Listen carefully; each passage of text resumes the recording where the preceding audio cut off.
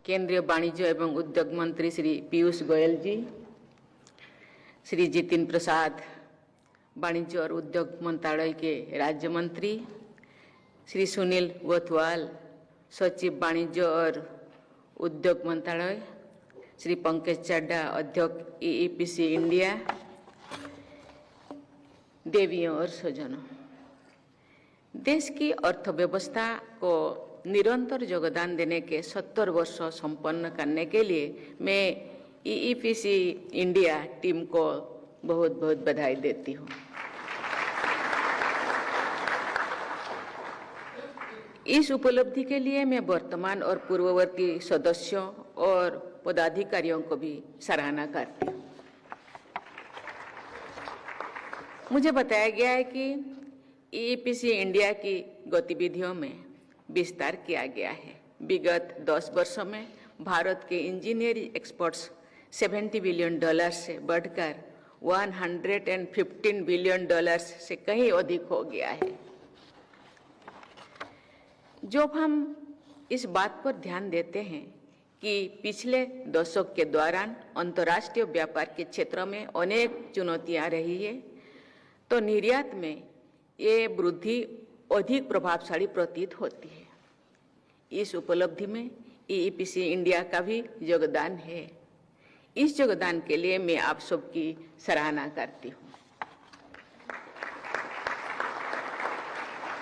देवियों और स्वजनों, प्राचीन काल में भारत आध्यात्म और व्यापार दोनों क्षेत्रों में विश्व का नेतृत्व करता था।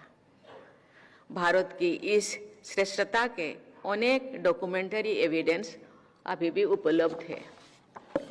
भारत के प्राचीन पश्चिम में भृगु कच्छ, जहाँ आज का उरुज शहर है, तथा मालाबार कोस्ट पर अनेक बंदरगाह थे।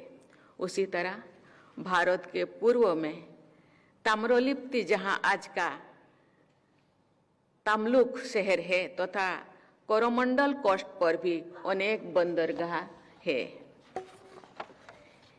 ये सभी बंदरगाह Roman empire, south east Asia तथा विश्व के अन्य क्षेत्रों में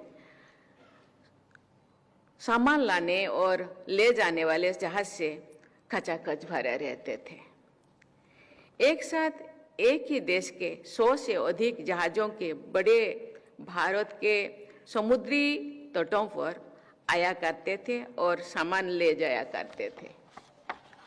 एंशिएंट इंडिया में शिप बिल्डिंग के अनेक प्रमाण मिलते हैं।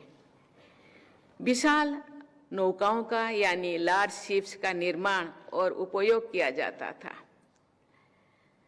यदि केवल एक प्रमाण देखना हो तो अजंता की गुम्फाओं के चित्रों में आप विशालकाय नौकाओं भी चित्रों देख सकते हैं। रोमन एम्पायर में सबसे समृद्ध लोग भारत में बनी वस्तुओं का उपयोग करना अपनी शान समझते थे। विश्व के सभी क्षेत्रों में स्वर्ण मुद्राएं तथा अन्य बहुमूल्य धातुओं के सिक्के भारत पहुंचते थे।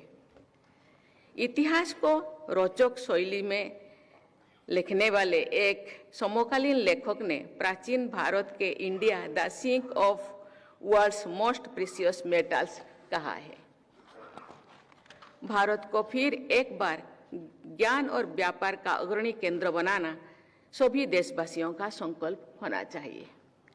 अधिक आर्थिक क्षेत्रों में एक इम्पोर्टेंट सेक्टर होने के नाते ईईपीसी को बहुत दृढ़ता के साथ संकल्प लेना चाहिए। देवियों और स्वजनों, ईईपीसी अंतर्राष्ट्रीय बाजार और भारतीय उत्पादकों के बीच में सेतु का कार्य करता है। आपको ग्लोबल वैल्यू चेन में भारत की भूमिका को तथा भारत के उद्यमियों की भूमिका को निरंतर विस्तार देना है। वर्ल्ड ट्रेड ऑर्डर और इंटरनेशनल इकोनॉमिक ऑर्डर में हो रही परिवर्तनों में उनका कारण आपकी भूमिका और अधिक महत्वपूर्ण हो गई है। अंग्रेजों की एक कहावत है, when the going gets tough the tough get going.